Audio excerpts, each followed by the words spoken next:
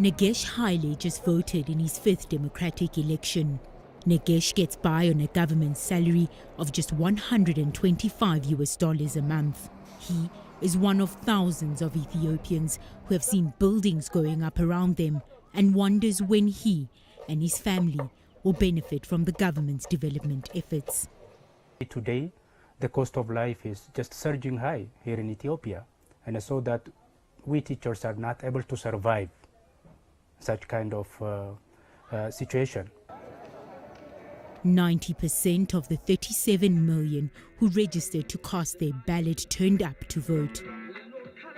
Their hope is for government to create jobs and alleviate poverty. The ruling Ethiopian People's Revolutionary Democratic Front Party has governed Ethiopia since it overthrew the Derg regime in 1991. The Liberation Party enjoys much support. The process is peaceful, democratic, and successful election.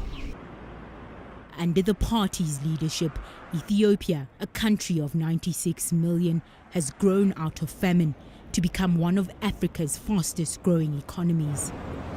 The World Bank expects Addis Ababa to expand by more than 10% this year.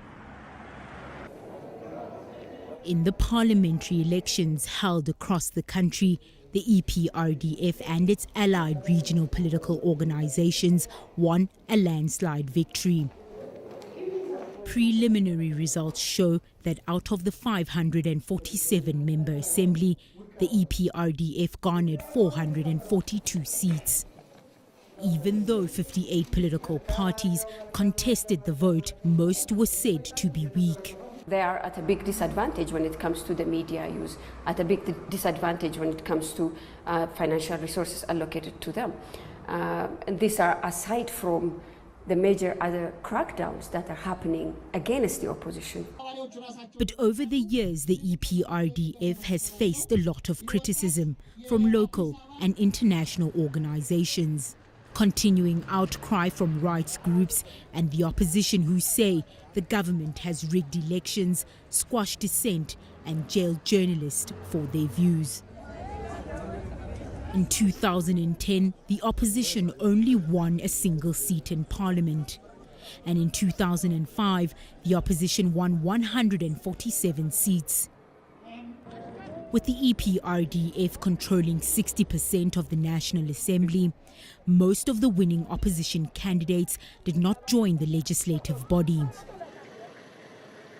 They allege there was voter intimidation and rigged ballots, prompting riots which killed 200 people.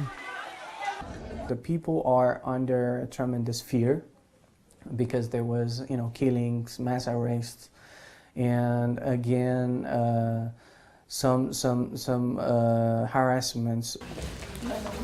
For many, the vote fell short of international standards after Ethiopia barred EU representatives, accusing them of political bias. The African Union Observer Mission was the only group monitoring the election. The mission, which was made up of 59 members from 23 African countries, also noticed some eyebrow-raising incidents.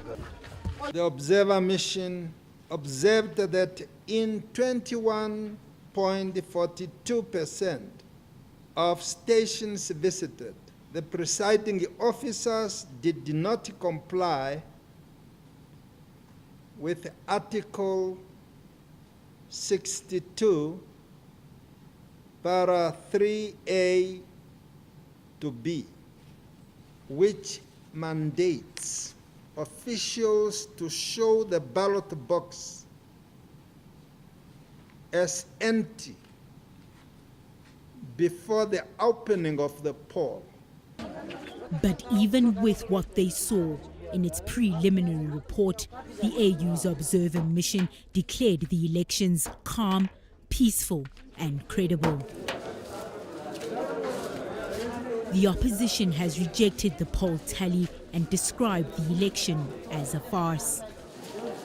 This election, by far, is well handled as compared to the other elections, both in incidents that have occurred in several areas. There is a well improved and polished complaint handling mechanism. With final election results expected to be announced on June 22 and the new parliament to convene in October, Prime Minister Hailemariam Desalegne's administration will have their hands full during his next 5 years in office, defending the credibility of the EPRDF and meeting the needs of thousands scraping by every day.